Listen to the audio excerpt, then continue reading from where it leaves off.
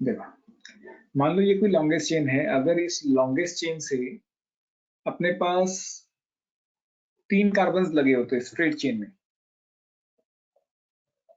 तो इसका नाम क्या पड़ता है?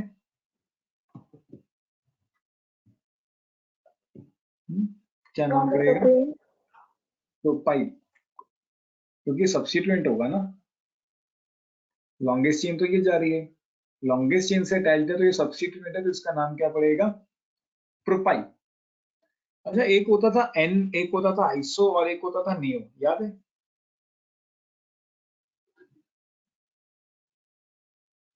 Yes sir. क्या फर्क एन आइसो और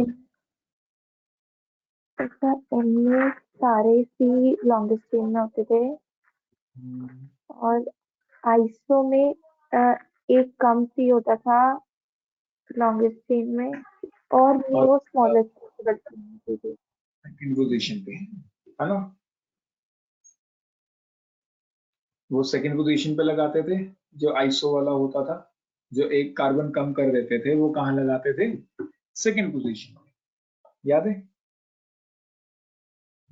यस सर। जैसे अगर हम ब्यूटेन की बात करते थे, तो ब्यूटेन में अगर हम चारों कार्बन लॉन्गेस्ट चेन में ले ले, तो ये एन ब्यूटेन हो जाता था। फिर आइसोब्यूटेन बनाने के लिए 4 की जगह 3 की चेन कर देते थे और एक कार्बन लगा देते थे सेकंड पोजीशन, तो ये आइसोब्यूटेन था।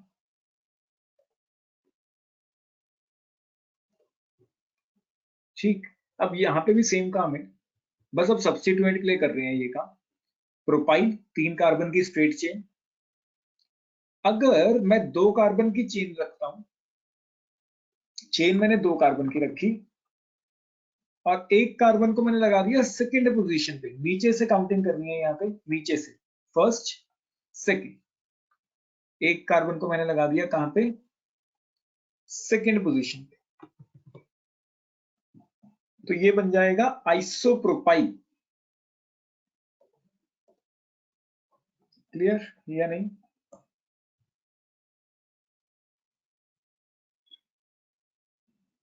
ये स्ट्रेट चेन है ऊपर। हाँ, ऊपर तो लॉन्गेस्ट चेन जा रही है, ये सब्स्टिट्यूएंट है बेसिकली कोई। तो इस सब्स्टिट्यूएंट का नाम क्या पड़ेगा? आइसोप्रोपाइल। अगर तीनों के तीनों देखो स्ट्रेट चेन में है, तब तो उसको हम प्रोपाइल बोलते आए। लेकिन मान लो 2 स्ट्रेट चेन में है और एक इतर को लगा है, सेकंड पोजीशन पे लगा है, तो उसको हम बोलेंगे आइसोप्रोपाइल। कहने का मतलब क्या है? मान लो अपने पास ऐसा कोई कंपाउंड आ जाता है,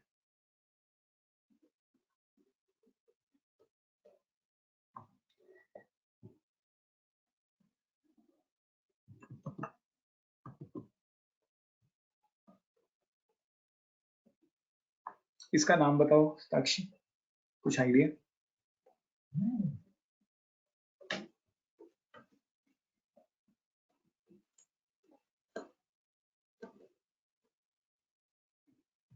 प्रोपाइल ऑक्टेन।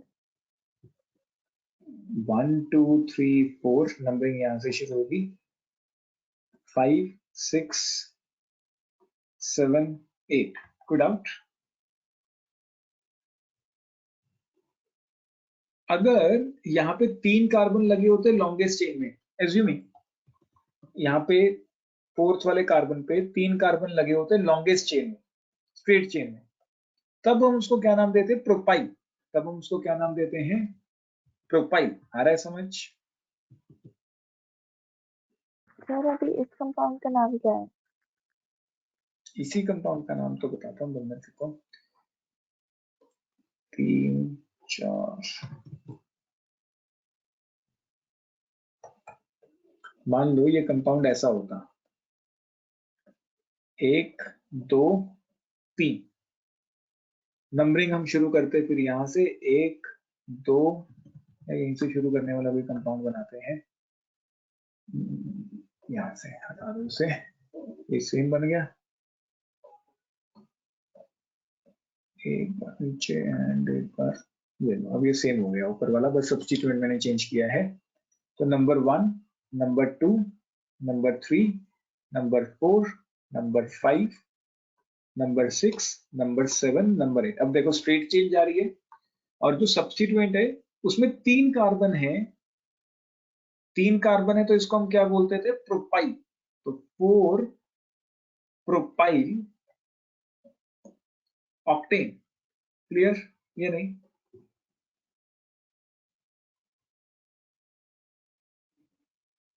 कोई डाउट? Yes sir. अब वो जो तीनों कार्बन थे वो एक ही चेन में थे, मतलब लॉन्गेस्ट चेन से ऐसे सीधे सीधे लगे हुए थे, एक ही रास्ता जा रहा था लॉन्गेस्ट चेन से। लेकिन अब यहाँ पे क्या है, ध्यान से देखो, इसमें क्या था? लॉन्गेस्ट चेन से एक ही रास्ता जा रहा था, तो बात बन गई। इसमें क्या है, लॉन्गेस्ट चेन से देखो 2 रास्ते जा रहे हैं, या तो इधर को जा सकते हो या फिर यहां से शुरू करके इधर को जा सकते हो। कोई डाउट? No sir. तो अब ये प्रोपाइल नहीं है, ये क्लियर है या नहीं? Yes sir. अब ये प्रोपाइल नहीं है, ये क्या बन गया है? आइसोप्रोपाइल। ये चीज मैं समझाने की कोशिश कर रहा हूं कि अगर लॉन्गेस्ट चेन से जो रास्ता जा रहा है वो सीधा सीधा ही जा रहा है, सीधा सीधा जा रहा है, तो वो तो प्रोपाइल है, ठीक। लेकिन मान लो ऐसे सीधा सीधा गया, लेकिन 2 कार्बन तक सीधा सीधा गया, और सेकंड कार्बन पे क्या लगा है? CH3। जो डायरेक्टली अटैच्ड कार्बन है उससे क्या लगा है? CH3। तो उसको क्या बोलते हैं? आइसोप्रोपाइल। अब यहाँ पे भी तो यही हो रहा है, देखो 2 कार्बन तक तो सीधा सीधा जा रहा है। अगर हम यहाँ पे देखें, अगर मैं इसको हटा दूं तो देखो 2 कार्बन तक तो सीधा सीधा जा रहा है, और एक कार्बन से यहाँ पे CH3 लगा है, तो ये क्या है? आइसोप्रोपाइल। तो ये बनेगा 4 आइसोप्रोपाइल ऑक्टेन। बेसिकली अगर तुम्हारे पास लॉन्गेस्ट चेन से कभी भी लॉन्गेस्ट चेन जा रही है, एंड लॉन्गेस्ट चेन से क्या लगा है? 2 कार्बन लगे हैं, एंड जो डायरेक्टली अटैच्ड कार्बन है उसके साथ एक और कार्बन ऐसे लगा है अलग से, तो ये आइसोप्रोपाइल होता है। क्लियर या नहीं? Yes sir. थोड़ा अलग है मुझे पता है, लेकिन क्या करें, थोड़ा ध्यान में रखना पड़ेगा। नोट करो इसे, आइसोप्रोपाइल।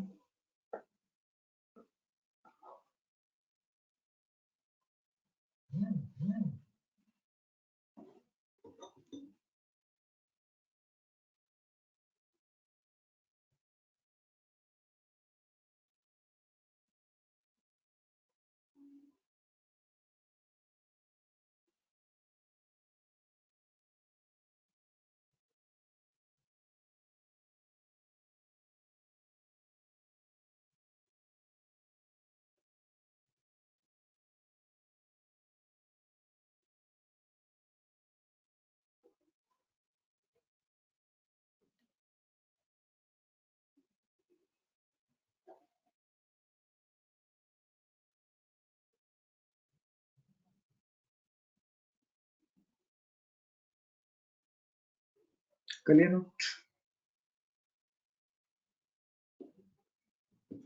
फिर लास्ट वाला करिए। बेसिकली प्रोफाइल भी बना लेना ताकि दोनों में डिफरेंस क्लियर रहे, और इसको हाईलाइट कर लेना ऐसे कि अगर स्ट्रेट चेन में जाओगे तो इट इज आइसोप्रोपाइल, अगर ऐसे मुड़ते हो मतलब 2 कार्बन स्ट्रेट चेन में आ रहे हैं और एक अलग से आ रहा है, इसको ऐसे भी बना लेना है, ऐसे भी बना सकते हैं या ऐसे बना सकते हैं जैसे मैंने यहाँ बनाया, तो आइसोप्रोपाइल होगा।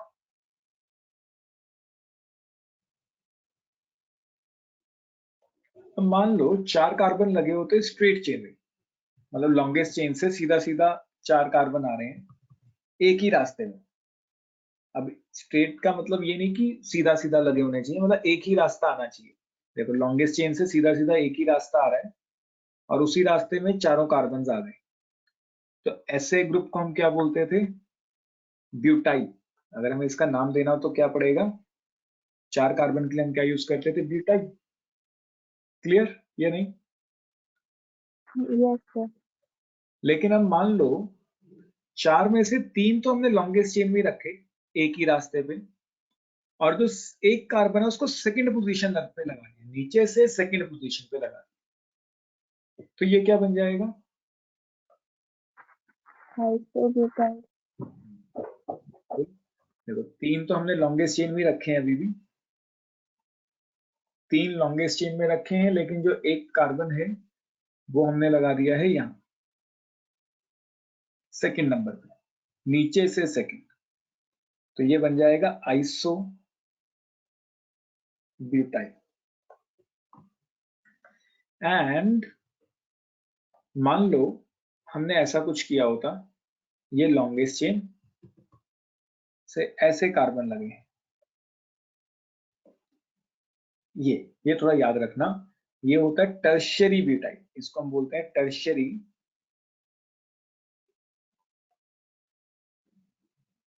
ब्यूटाइल। टर्शियरी क्यों बोलते हैं? क्योंकि इस कार्बन की डिग्री देखो थोड़ा ध्यान से, 3 डिग्री है, ये डायरेक्टली कितने कार्बन से लगे हैं? 3 कार्बन से, तो ये 3 डिग्री कार्बन है, ऊपर से 4 कार्बन टोटल है, तो टर्शियरी ब्यूटाइल। क्लियर? कोई डाउट? No sir. बेसिकली तुम्हें ये 3 ग्रुप्स याद करने हैं, या इसको समझ सकते हो इस तरीके से, या इसको याद रखो, आइसोप्रोपाइल, आइसोब्यूटाइल, टर्शियरी ब्यूटाइल, और कुछ नहीं आएगा, चार इन तीनों के अलावा, किसी भी लेवल के पेपर में बात कर लेंगे। ये सब्स्टिट्यूएंट्स ही हैं, अभी तक हम स्ट्रेट चेन वाले सब्स्टिट्यूएंट्स पढ़ रहे थे, अब थोड़ा सा अलग तरीके के सब्स्टिट्यूएंट्स।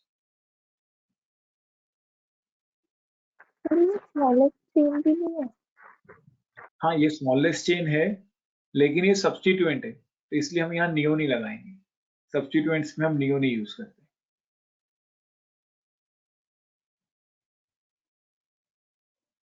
तो इसीलिए हमने इसको अलग से नाम दे दिया टर्शियरी ब्यूटाइल, क्योंकि ये 3 डिग्री कार्बन है, तो टर्शियरी ब्यूटाइल।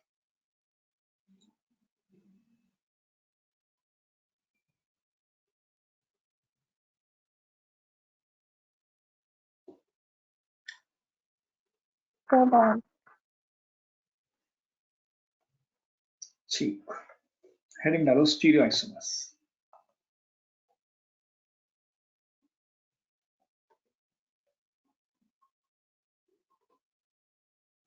स्टीरियो आइसोमर्स में क्या होता है देखो, इनका मॉलिक्यूलर फॉर्मूला भी सेम होता है,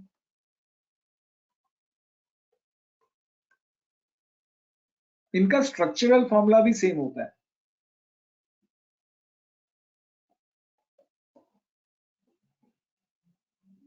मॉलिक्यूलर फॉर्मूला भी सेम है, स्ट्रक्चरल फॉर्मूला भी क्या है? सेम है। लेकिन यहाँ पे दिक्कत कहाँ पे आती है? अच्छा, इनका अगर स्ट्रक्चरल फॉर्मूला है सेम है, तो IUPAC नेम भी क्या होगा? सेम रहेगा। वहां तो हम IUPAC नेम से चेक कर लेते थे, यहाँ पे IUPAC नेम भी क्या रहेगा? सेम रहेगा। फिर डिफरेंस कहाँ पे हो सकता है?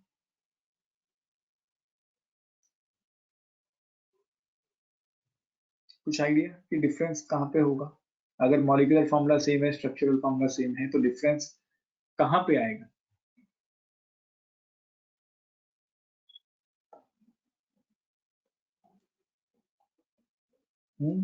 Compounds having same molecular formula and structural formula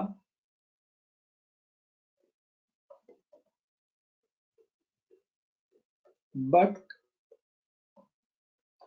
different arrangement of atoms, different arrangement of atoms in space, different arrangement of atoms in space are known as stereoisomers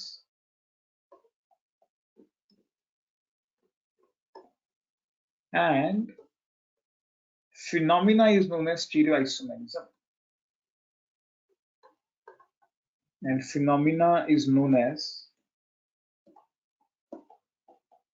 stereoisomerism. Isomerism. Clear? कोई doubt?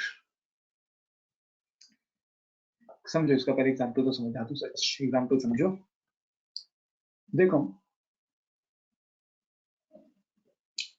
मान लो मेरे पास एक alkene है,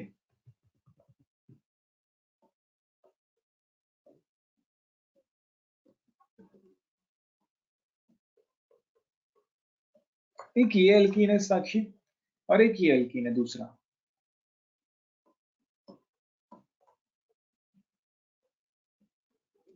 क्या इन दोनों का मैं कह सकता हूं कि स्ट्रक्चरल फॉर्मूला अलग अलग है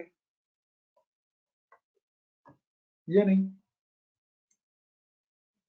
क्या इनका स्ट्रक्चरल फॉर्मूला अलग अलग है? Are they structural isomers?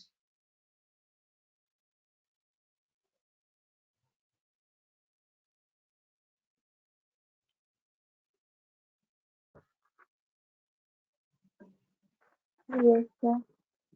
कैसे?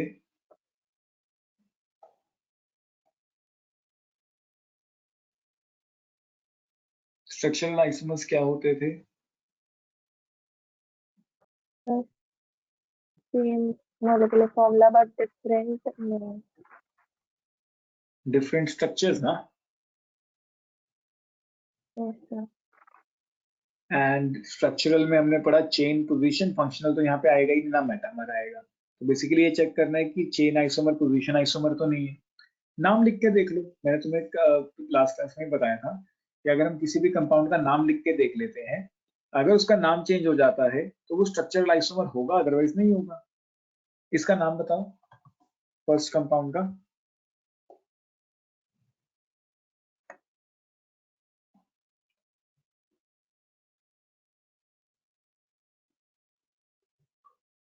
देखो नंबर 1, नंबर 2, नंबर 3, नंबर 4, कोई भी सब्स्टिट्यूएंट नहीं है, तो इट इज ब्यूट टूइंग। अगर यहां से इसकी नंबरिंग करें 1, 2, 3, 4, ये भी तो क्या है? ब्यूट टूइंग। बेसिकली अगर मैं इसको थोड़ा सा कंबाइन करके लिखूं तो दोनों ही कंपाउंड्स क्या हैं? CH3CH। देखो सबसे पहले क्या आया? CH3, फिर CH, कार्बन के साथ एक H लगा हुआ है, फिर डबल बॉन्ड आ रहा है, फिर से CH आ रहा है, और फिर CH3 आ रहा है। ये वाला कंपाउंड भी क्या है? देखो CH3, CH, double bond, CH, CH3। Clear? दोनों के स्ट्रक्चर्स क्या हैं?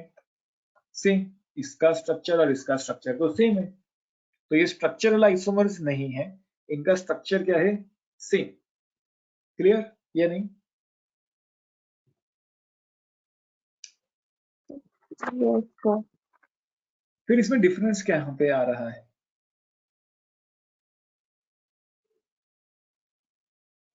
डिफरेंस कहाँ पे आ रहा है? देखो यहाँ पे CH3 मैंने ऊपर लगाया, यहाँ पे भी CH3 ऊपर लगाया, H को नीचे लगाया, H को नीचे लगाया। लेकिन यहाँ देखो, यहाँ H ऊपर था, जबकि यहाँ पे मैंने H को कहाँ कर दिया? नीचे। लगा वो कार्बन के साथ ही है, लगा वो इसी कार्बन के साथ है, थर्ड वाले कार्बन के साथ है, वो इसी कार्बन के साथ। लेकिन फर्क कहाँ पे आ रहा है? स्पेस में फर्क आ रहा है। ये ऊपर की तरफ था, यहाँ पे नीचे की तरफ है। यहाँ CH3 नीचे था, यहाँ CH3 ऊपर है। तो हुआ क्या?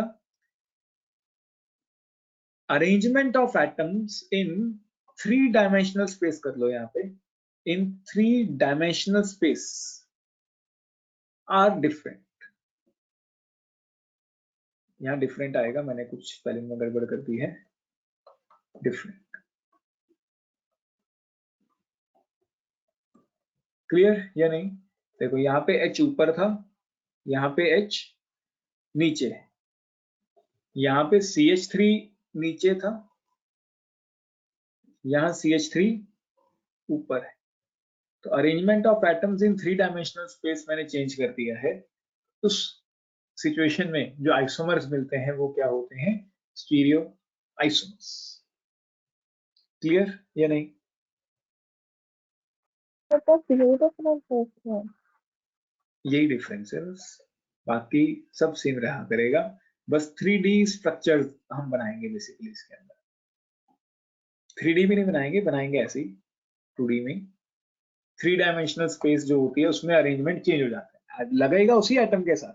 देखो CH3 CH3, कार्बन के साथ एक CH3 लगा, एक H लगा है, कार्बन के साथ एक CH3 लगा, एक H लगा है, इस कार्बन के साथ भी एक H एक CH3, इधर भी एक H एक CH3, और एंड में एक CH3 यहाँ पे भी। लेकिन फर्क है 3D स्पेस में, यहाँ पे H ऊपर है जबकि यहाँ H नीचे है, यहाँ CH3 नीचे है जबकि यहाँ CH3 ऊपर है, इतना सा फर्क है। तो ऐसे आइसोमर्स को हम बोलेंगे स्टीरियो आइसोमर्स, नोट करो। शायद इसमें भी शेप याद करनी पड़ेगी जैसे केमिकल बॉन्डिंग में थी। क्या चीज? शेप। शेप तो नहीं याद करनी, मैं सिखाऊंगा, टेंशन मत लो। अभी तो टाइप्स करेंगे तो उसमें क्लियर हो जाएंगे चीजें। शेप्स याद नहीं करनी पड़ेगी, टेंशन मत लो।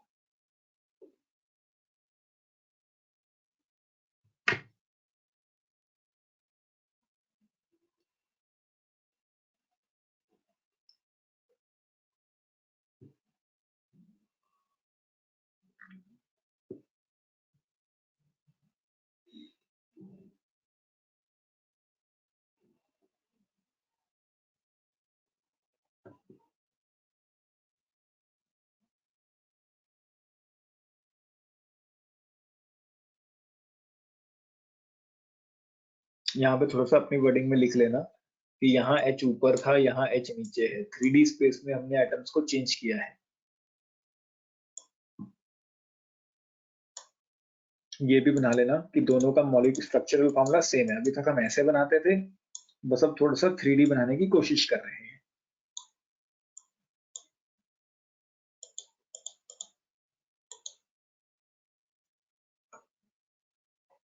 ये जो स्टीरियो आइसोमर है इसके फर्दर टाइप्स हैं।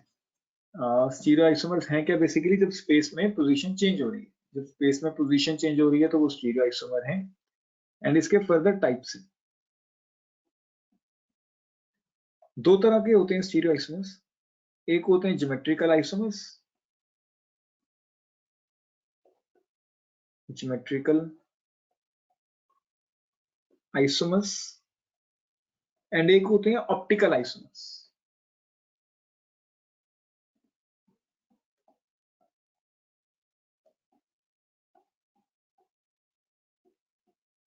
ऑप्टिकल आइसोमर्स हम लोग डिटेल में पढ़ेंगे +2 में। फिलहाल अपने लिए फोकस करना है हमें geometrical isomers. Geometrical isomers,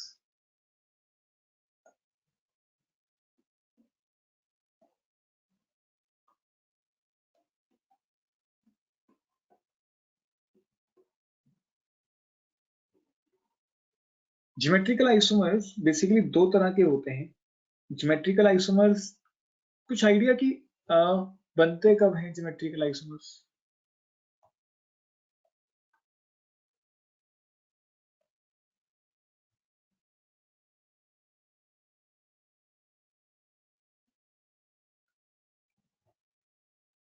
These are the isomers formed,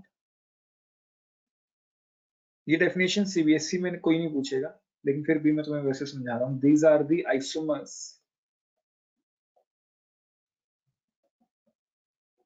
formed due to restricted rotation, restricted rotation of any molecule, restricted rotation around any chemical bond। ऐसे कर लो, restricted rotation around any chemical bond। अच्छा, एक होता है sigma bond, एक होता है pi bond. अभी जो मैं समझा रहा हूँ ये CBSE में नहीं है, जो डेफिनेशन वाला हिस्सा है, ठीक है, ये थोड़ा वैसे ही समझा रहा हूँ।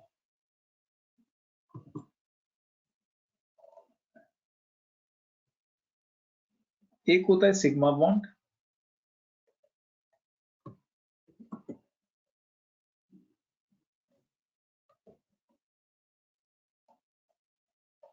एक होता था पाई बॉन्ड।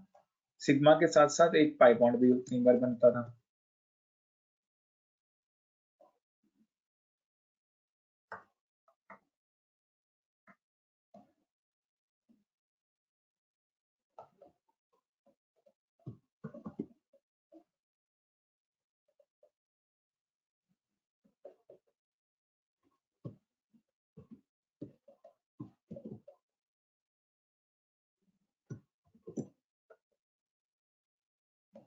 पाई बॉन्ड ऐसे बनता था साइड वाइज ओवरलैप से। बेसिकली मान लो ये कोई एल्केन है एंड अज्यूमिंग ये कोई एल्कीन है। मैं क्या करना चाहता हूं, ये कार्बन है दो जिनके बीच में बॉन्ड बन रहा है। मैं चाहता हूं कि मैं एक कार्बन को पकड़ लूं यहां से और यहां से इसको रोटेट करूं। क्या मैं ऐसे रोटेट कर सकता हूं?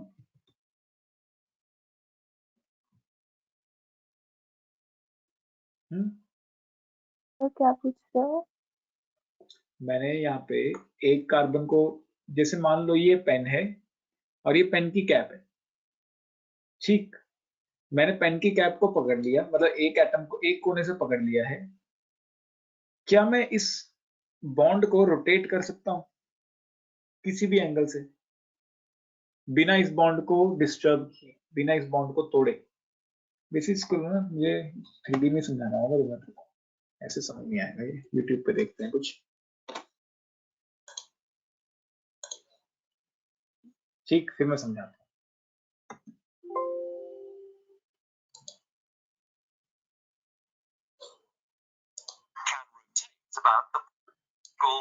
देखो ये इन्होंने कोई एक कंपाउंड लिया है जिसमें कार्बन कार्बन के बीच कैसा बॉन्ड है, सिग्मा बॉन्ड। इसकी क्वालिटी कहाँ से सही होगी, सेटिंग्स 144, चलो कोई बात नहीं। ये दिख रहा है ना स्क्रीन? यस। देखो इसमें ये बॉन्डिंग कैसी है, सिग्मा बॉन्ड। ये इन्होंने कौन सा बॉन्ड लिया है, कार्बन कार्बन का सिग्मा बॉन्ड। अब ये रोटेट करके दिखाएगा, जो मैं तुम्हें रोटेशन की बात कर रहा हूँ। Sigma bond can rotate about the bond axis. That is what. देखो जब इन्होंने किसी भी चीज को घुमाया, एक कार्बन को घुमाना है एक टाइम पे। जब हम कार्बन को घुमा रहे हैं, क्या इस बॉन्ड के कोई फर्क पड़ रहा है? ध्यान से देखना वीडियो दोबारा से। क्या इस बॉन्ड पे कोई फर्क पड़ेगा? बॉन्ड पे कोई भी फर्क नहीं पड़ेगा, बॉन्ड वहीं का वहीं रहेगा, वो लाइन वहीं की वहीं रहेगी।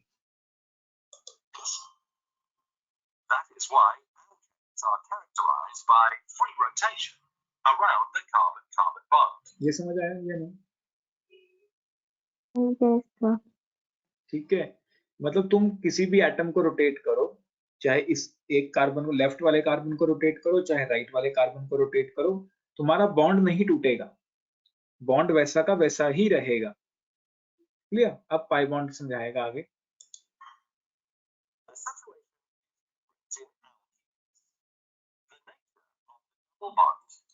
देखो अब ये डबल बॉन्ड है, अब ये पाई ओवरलैप है, जो हम करते थे पाई बॉन्डिंग, याद है जो भी मैंने बताया। ये बीच वाला सिग्मा है, ये सिग्मा दिखाया है और ये पाई बॉन्ड दिखाया है। अब जैसे ही ये रोटेट करेगा, ये पाई बॉन्ड हमने कहा था कि पैरेलल होना चाहिए एक दूसरे के, याद है ये नहीं? यस। ठीक है, अब जब ये रोटेट करेगा तो इसकी पैरेललिटी टूट जाएगी, क्योंकि एक एटम को ही रोटेट करना है।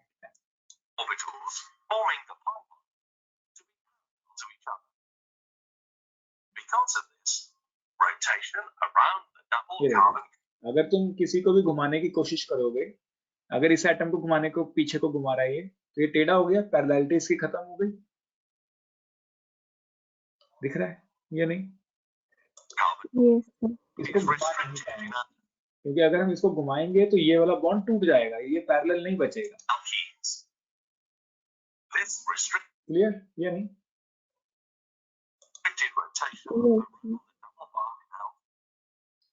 ठीक, तो यही समझाना था। बेसिकली जब हम रोटेशन नहीं कर पाएंगे, तब जो आइसोमर्स मिलते हैं उसको हम बोलते हैं ज्योमेट्रिकल आइसोमर्स।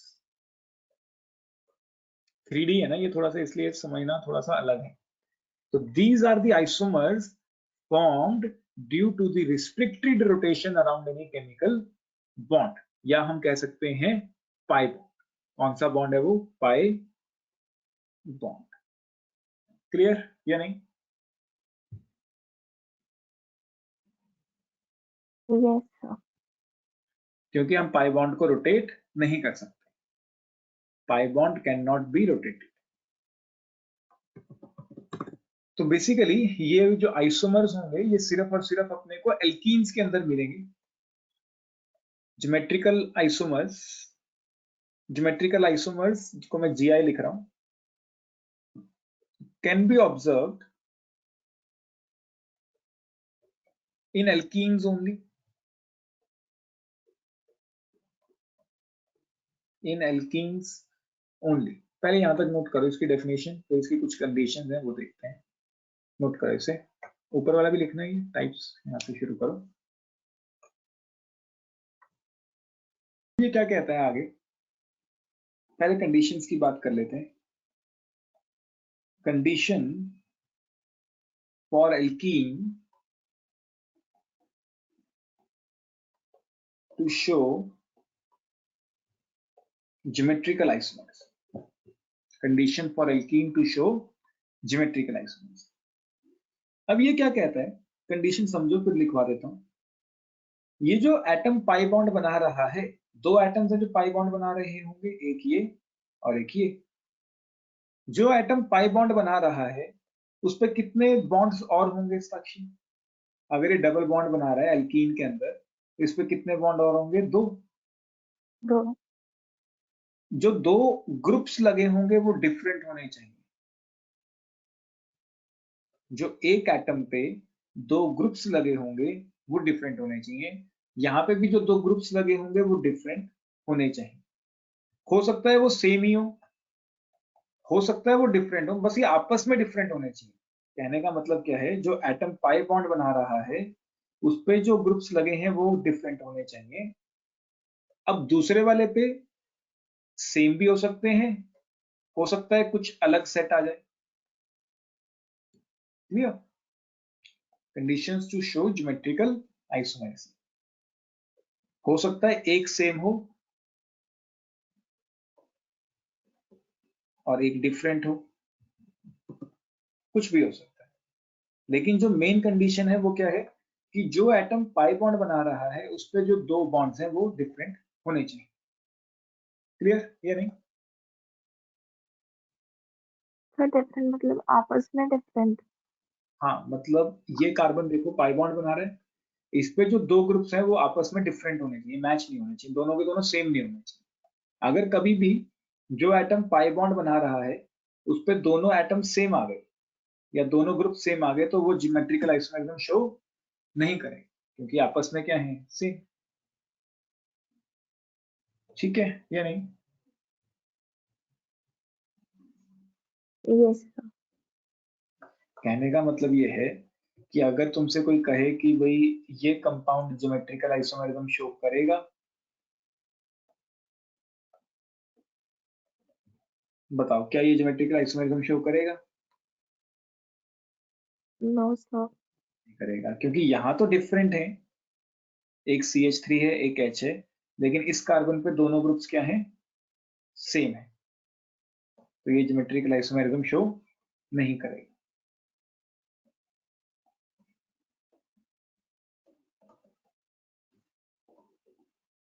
क्या ये ज्योमेट्रिकल आइसोमरिज्म शो करेगा?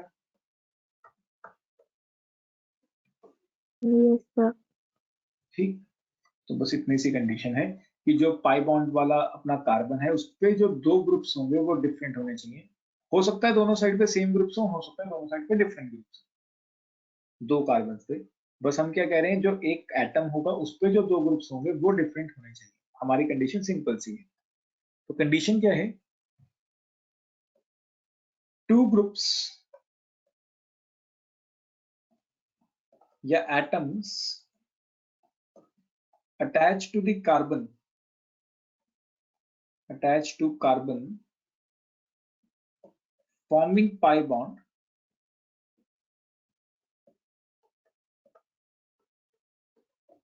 या हम कह सकते हैं double bond must be different.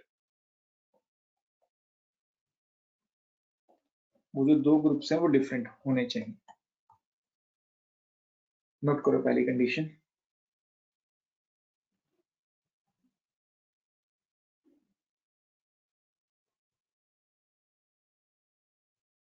पहली और लास्ट यही है, बेसिकली कंडीशन यही है। अब सिस ट्रांस की बात करेंगे। सिद्धांत। इसमें एक दो एग्जांपल लिख लेना ये वाले, जैसे ये एच सेम है तो ये शो नहीं करेगा, यहाँ पे डिफरेंट है, यहाँ पे भी डिफरेंट है तो ये शो करेगा।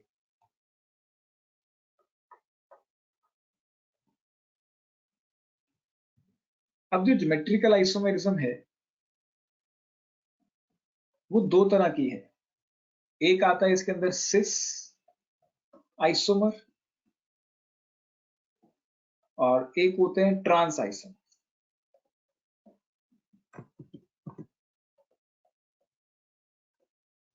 Geometrical isomers are of two types. Geometrical isomers are of two types. कौन कौन से? cis isomers and trans isomers. अब एक और कंडीशन है, to show cis or trans isomerism,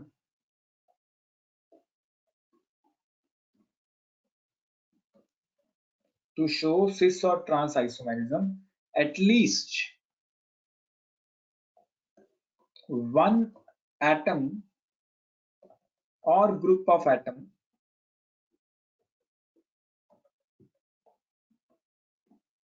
must be common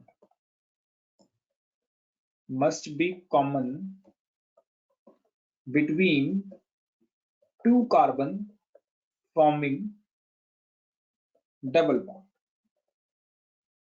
कहने का मतलब क्या है, मान लो अपने पास दो कार्बन हैं जो पाई बॉन्ड बना रहे हैं। अब इस पे तो डिफरेंट एटम्स लगे हुए होने चाहिए, हमने पढ़ा। एक H लगा देता हूँ, एक CH3 लगा देता हूँ। अगर सिस ट्रांस शो करना है तो कम से कम एक एटम या एक ग्रुप सेम होना चाहिए बिटवीन दीज टू। जैसे मैंने H को कॉमन कर देता हूं, कम से कम एक एटम या ग्रुप ऑफ एटम क्या होना चाहिए, कॉमन। यहां कुछ भी हो अपने को कोई दिक्कत नहीं है, चाहे यहाँ पे OH लगा दो, कोई दिक्कत नहीं, लेकिन कम से कम एक एटम क्या होना चाहिए, सेम होना चाहिए, तब ये सिस ट्रांस शो कर सकता है। अब जैसे मान लो मैं यहाँ पे H लगा देता हूँ, यहाँ पे CH3 लगा देता हूँ, यहाँ CH3 लगा देता हूँ, यहाँ पे NO2 लगा देता हूँ, कुछ भी लगा दो। लेकिन अपने पास देखो यहाँ पे दो डिफरेंट ग्रुप्स हैं, इस पे भी दो डिफरेंट ग्रुप्स हैं, तो ये सिस ट्रांस शो करेगा या नहीं? अगर एक ग्रुप कॉमन है तो ये सिस ट्रांस शो करेगा। एक ग्रुप कॉमन है दोनों एटम्स के बीच, समझ आ रहा है या नहीं? Yes sir. बेसिकली पहली कंडीशन क्या है कि इस कार्बन पे जो पाई बॉन्ड बना रहा है, जो दोनों ग्रुप्स हैं वो डिफरेंट होने चाहिए, दोनों ग्रुप्स डिफरेंट हैं, और कम से कम दोनों कार्बन्स के बीच में एक ग्रुप कॉमन होना चाहिए। कम से कम एक ग्रुप क्या होना चाहिए, कॉमन। अगर दोनों ग्रुप कॉमन हो जाए तो अब कोई दिक्कत वाली बात नहीं है, ऐसा नहीं कि एक ही चाहिए, दोनों हो जाए तो कोई दिक्कत वाली बात।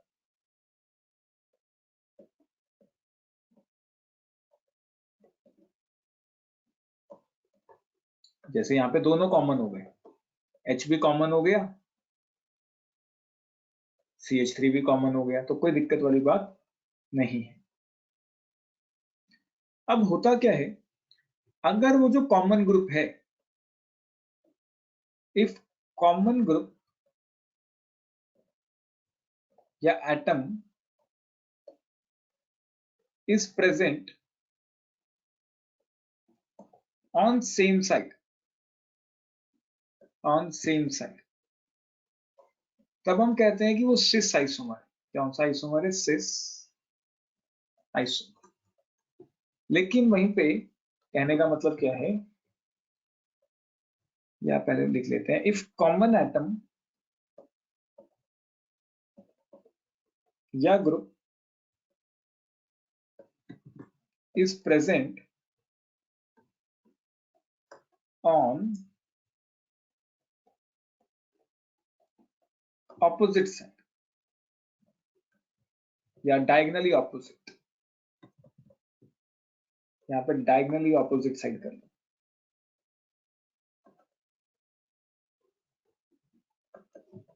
तब वो बनेगा ट्रांस। कहने का मतलब क्या है समझो थोड़ा। मान लो ये डबल बॉन्डेड कार्बन है, इनके बीच में कोई एक एटम ए कॉमन था। अगर वो जो कॉमन वाला एटम है ए, वो सेम साइड पे है, तब ये आइसोमर कैसा होगा? सिस। लेकिन अगर वो जो कॉमन वाला एटम है वो डायगनली ऑपोजिट पड़ा है, तब ये आइसोमर कैसा होगा? ट्रांस। क्लियर या नहीं? Yes sir. करो इसे।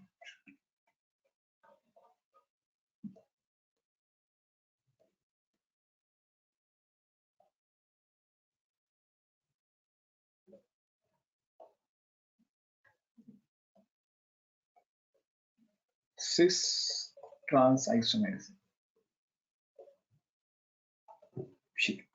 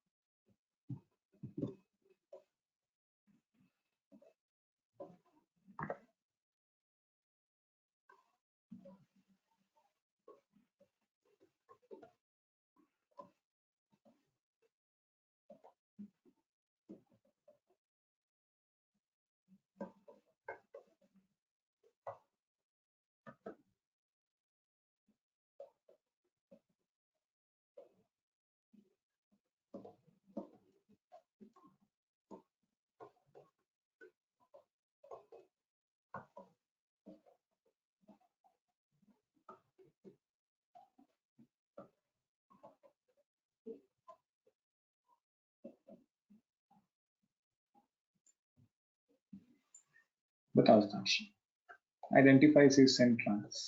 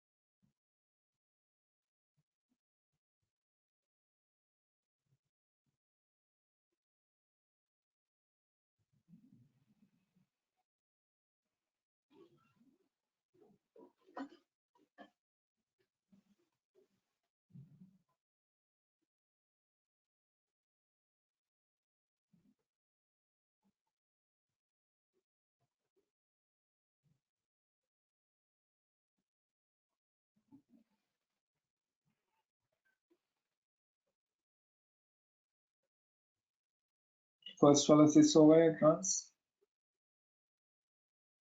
Sir trans. फर्स्ट वाला ट्रांस बिल्कुल सही। सेकंड, सेकंड छोड़ दो 2 मिनट, थर्ड वाला ऐसे बताओ। ये बताओ। cis, trans, none of these. Second वाला GI तो है, अब cis या trans नहीं पता लग रहा। इसमें ज्योमेट्रिकल आइसोमेरिज्म एग्जिस्ट नहीं करेगी साक्षी। ये सीबीएसई का क्वेश्चन नहीं है, तो मैंने गलती से वैसे बना दिया, मुझे बाद में एहसास हुआ कि सीबीएसई में ऐसे क्वेश्चन नहीं आते। ये रिंग नहीं वाले, कह रही, दूसरा वाला कह रही हूँ जो फर्स्ट के नीचे है। अच्छा ये वाला, ये वाला देखो, ये CH3 है, ये भी CH3 है, तो ऑपोजिट साइड पे लगे हैं, तो ये ट्रांस, हमें तो कोई एक ग्रुप देखना है ना। क्लियर या नहीं? Yes sir. तो ये Cl, ये वाला Cl, इसका आंसर ट्रांस। कॉमन वाला ग्रुप देखना है, हमें एक ग्रुप चाहिए कम से कम कॉमन, वो है इसमें। सर इसमें शायद कोई भी नहीं। ज्योमेट्रिकल आइसोमेरिज्म तो होगी, लेकिन सिस ट्रांस नहीं होगा। जो हमारे सिलेबस में सिस ट्रांस है वो इसमें नहीं होता है।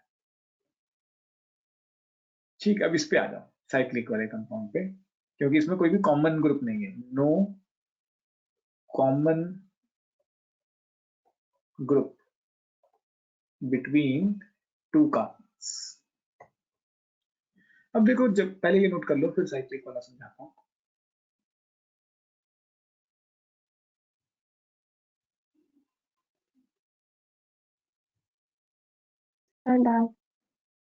अब जब भी कोई साइक्लिक कंपाउंड आ जाए, सीबीएसई में तो आएगा नहीं, लेकिन अगर मेंस में आ जाए, तो तुम्हें कैसे करना है, तुम्हें ये पहले पता लगाना होगा कि ये ग्रुप सेम है या डिफरेंट है।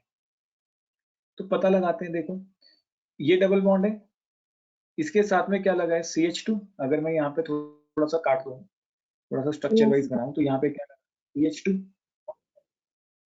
और यहाँ पे भी क्या लगा है, देखो CH2। फिर अगले एटम पे चलो, अगले एटम पे चलते हैं, तो यहाँ पे भी CH2 है और यहाँ पे भी CH2 है, मतलब ये तो दोनों साइड पे क्या है, सेम है सब कुछ।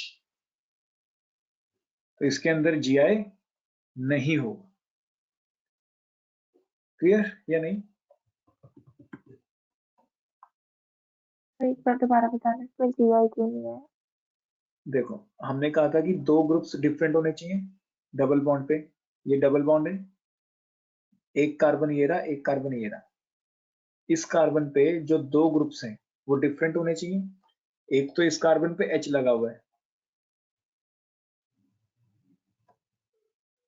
नहीं नहीं नहीं नहीं, मैंने गलत बना दिया है, नहीं नहीं मैंने गलत बना दिया, दोनों ग्रुप्स डिफरेंट हैं, H और CH2 डिफरेंट हैं। वो डबल बॉन्ड की पोजीशन चेंज की है, H और CH2 डिफरेंट है, और ये सिस आइसोमर होगा। GI होगा लेकिन सिस वाला में। लेकिन अगर हम ऐसे बनाते हैं इसको, जो मैं समझाने की कोशिश कर रहा था, वो आएगा उसके लिए, कैसे लोगे,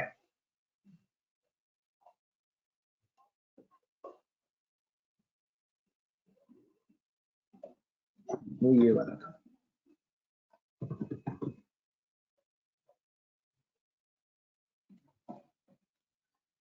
मान लो ये कोई कंपाउंड, ये क्लियर है? पहले तो ये देखो, बेसिकली अगर हम इसको थोड़ा सा डिटेल में समझें, सर आ गया समझ। ये तो आ गया था। ठीक, इस वाले का बताओ, क्या इसमें GI होगा या नहीं?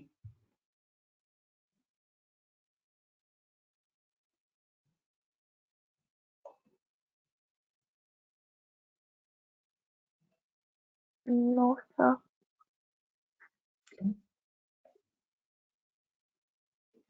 सर इसमें सारे कंपाउंड सेम ही है। बेसिकली इसको यहाँ से तोड़ दो, तो ध्यान से देखोगे ये ग्रुप्स तो सेम है, और ये वाले ग्रुप्स भी इधर क्या है, सेम, तो डिफरेंट ग्रुप सही नहीं, तो यहाँ पे GI नहीं होगा। ठीक, ये वाला एग्जाम्पल था जो मुझे समझाना था। ये सीबीएसई में नहीं आएगा, लेकिन इसमें मेंस में ये आ चुका है एक बार, तो इसमें GI नहीं होगा। नोट कर लो इसे। ज्योमेट्रिकल आइसोमेरिज्म भी खत्म, लेकिन अभी एप्लीकेशंस पड़ी हैं, वो कराता हूँ।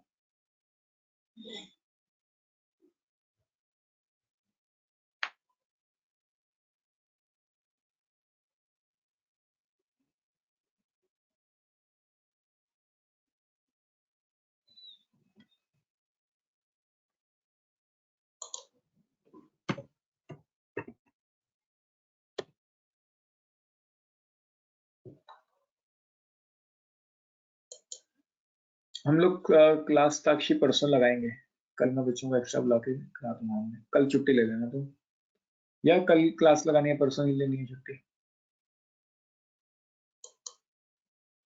नहीं सर, परसों लगा लेंगे क्लास। ठीक ठीक, फिर परसों लगाएंगे, लेकिन परसों के टाइमिंग्स में थोड़ा सा शिफ्ट है। तुम ज्वाइन करोगे 3 बजे, 3 से वही 5:30 बजे तक क्लास चलेगी अप्रॉक्स, मैक्स टू मैक्स 3 बजे। हाँ, 3 बजे तक ज्वाइन करोगी तुम, 3 से 3 तक।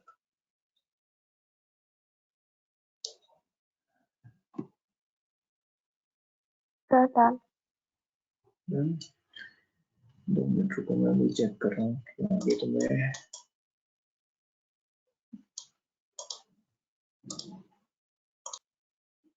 Three D representation of any molecule, 3D representation of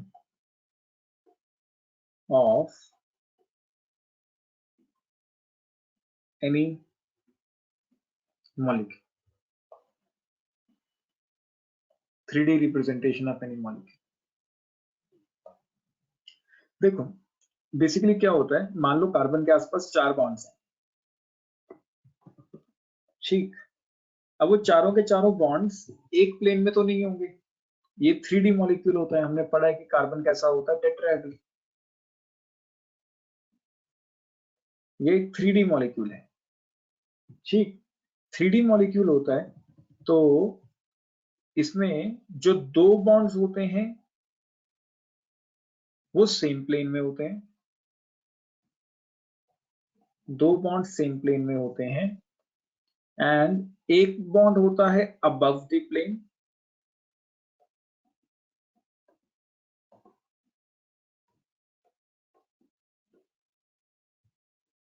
and एक बॉन्ड होता है बिलो द।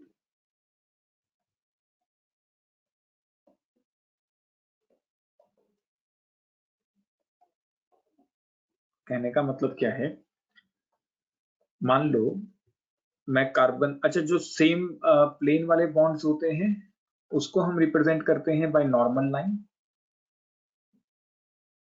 और जो अबव द प्लेन है, अबव द प्लेन कह लो या आउट ऑफ प्लेन, या अबव ही रहने दो, अबव ही रहने दो, उसको हम रिप्रेजेंट करते हैं इससे, इस तरीके से,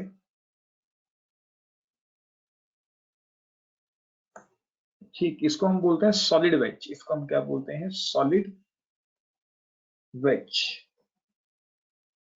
और जो आउट ऑफ प्लेन या बिलो प्लेन है उसको हम रिप्रेजेंट करते हैं इस तरीके से, इसको हम बोलते हैं हैच वेज, हैच्ड वेज। कहने का मतलब क्या है, मान लो अपने पास कोई ऐसा एटम दे दिया जाए,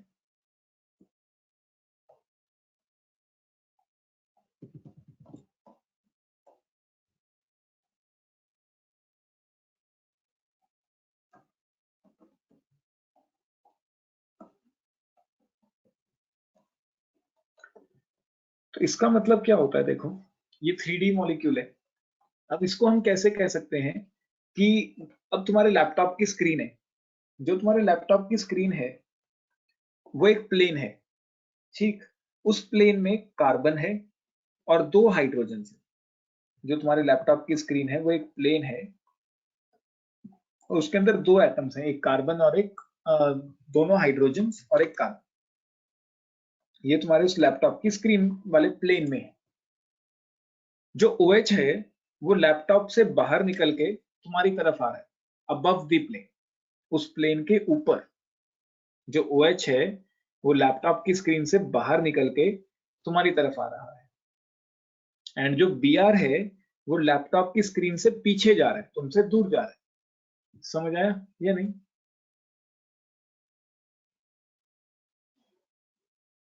सर अबव और बिलो द प्लेन दोनों ऑपोजिट साइड है।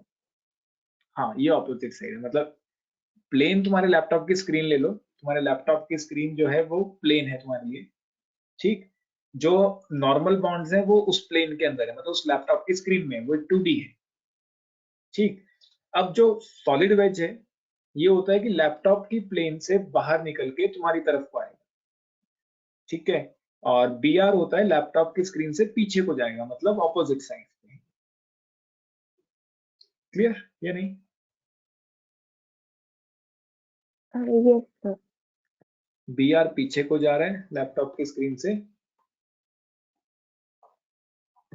बेसिकली तो फिर भी 2D ही लगेगा, एंड लेकिन 3D में तो तुम्हें समझ नहीं होगा। OH तुम्हारी तरफ आ रहा है, ये हम हैं, ठीक। ये हमारे लैपटॉप की स्क्रीन, बी आर पीछे को जा रहा है, OH आगे को आ रहा है। क्लियर? Yes sir. नोट करो इसे, बस ये पता होना चाहिए, इसके ऊपर कोई क्वेश्चन तो नहीं बनता, लेकिन ऐसे दिया हुआ है 3D रिप्रेजेंटेशन, बाई चांस कुछ एक आधे नंबर में पूछ लिया तो पता होना चाहिए।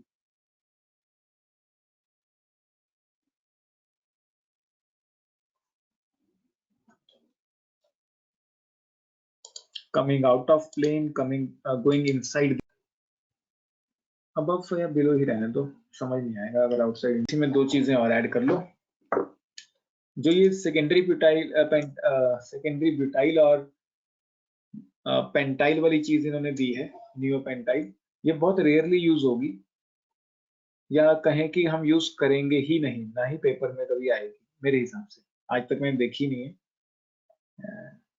देखो जो हमने आइसोब्यूटाइल बनाया है उसमें कार्बन हमने नीचे से सेकंड पोजीशन पे लगाया है, अगर हम कार्बन को यहां लगा देते हैं तो ये बनता है secondary butyl.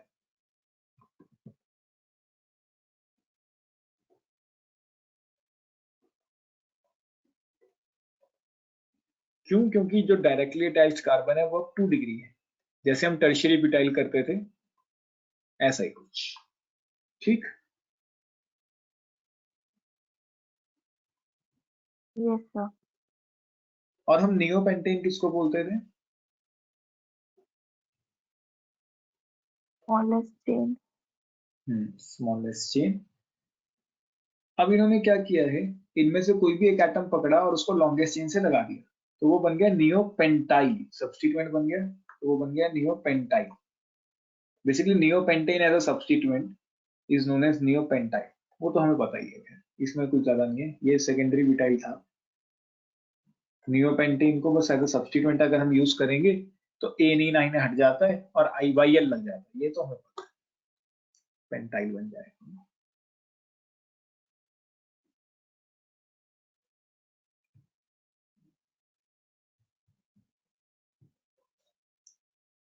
Secondary butyl isobutyl में फर्क देख लेना, फर्क दोनों में छोटा सा ही है लेकिन है। आइसोब्यूटाइल में क्या है देखो, 3 कार्बन की चेन है, स्ट्रेट चेन जो आ रही है बाहर को, और कार्बन सेकंड वाले पे लगा है, सेकेंडरी में टॉप वाले पे लगा है।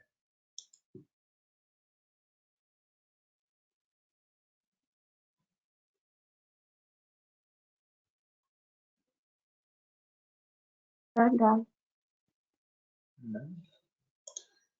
उसके बाद ब्रांच चेन मैंने तुम्हें बता दिया था, काफी कुछ हमने कर लिया था, तो साइक्लिक कंपाउंड्स का नेमिंग कर लिया है, फंक्शनल ग्रुप्स का नेमिंग हो गया था,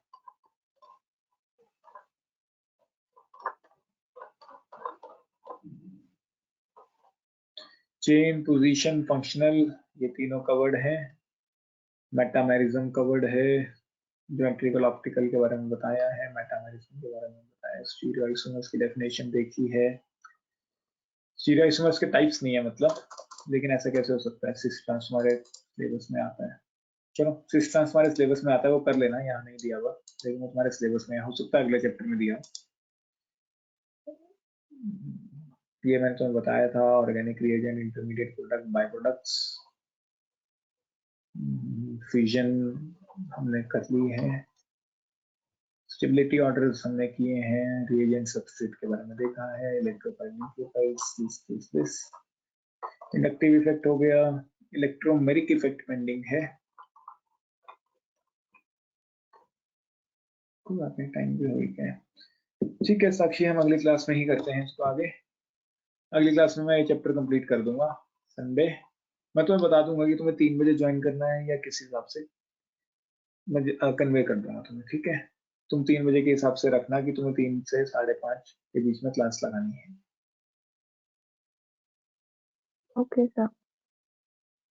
ठीक है, okay, thank you sir. Welcome. तब तक हो सके तो ऑर्गेनिक को पढ़ो, जितना हो गया है उतना कंप्लीट करो, क्योंकि अभी ये वाले टॉपिक्स, फ्रैक्शनल डिस्टिलेशन, ये सब चीजें 5 मिनट का काम नहीं है, मतलब इसमें ज्यादा मुझे लिखवाना नहीं है, ये फटाफट कवर हो जाएंगी चीजें। सर हम ठीक, नेक्स्ट चैप्टर कौन सा करेंगे? नेक्स्ट चैप्टर तुम बताओ, कि अगर देखो स्कूल में नहीं आ रहा है इक्विलिब्रियम, तब तो मुझे लगता है कि फिर अब ऑर्गेनिक पे ही चलना चाहिए, मुझे ऐसा लगता है।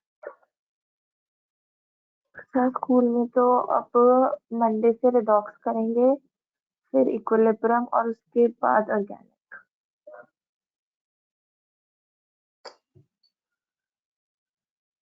तो रिडॉक्स करना है। नहीं नहीं सर, अभी जैसा आप कह रहे हैं वैसे ही कर लेते हैं, क्योंकि स्कूल में तो मैम कह रहे हैं 3 लेक्चर में वो करा ही देंगे, तो स्कूल का ही जाता है समझ, और पेपर में भी अभी नहीं आ रहा। वही चीज है, मतलब रिडॉक्स तो छोटा चैप्टर है, वो तो मैं भी 2 या 3 लेक्चर में कब खत्म करूंगा, इसलिए मैं उसको काउंट नहीं कर रहा हूँ बीच में। हो सकता है मैं 2 लेक्चर में निपटा दूं रिडॉक्स को, इक्विलिब्रियम हमें टाइम लगेगा। मैं इसके बाद सेकंड चैप्टर ही शुरू करूंगा इसका, हाइड्रोकार्बन्स, ऑर्गेनिक का सेकंड चैप्टर। तब तक के लिए तुम एक बार इसको रिवाइज करो, एंड कुछ क्वेश्चंस देखने हो तो ट्राई कर लेना, नहीं तो मैं क्लास में खुद ही कराऊंगा क्वेश्चंस, देख लेंगे उस टाइम पे। ठीक है, ओके। जितना मतलब मैं तुम्हें क्लास में कराया है तो उतना पढ़ो, ऑर्गेनिक के क्वेश्चंस ऐसे नहीं होंगे, क्वेश्चंस शायद मुझे ही कराने पड़ेंगे इस ऑर्गेनिक के, तो देखते हैं कैसे करना है इस चीज में। ठीक है सर। ठीक है, ठीक है साक्षी, संडे को लगाते हैं अगली क्लास 3 बजे।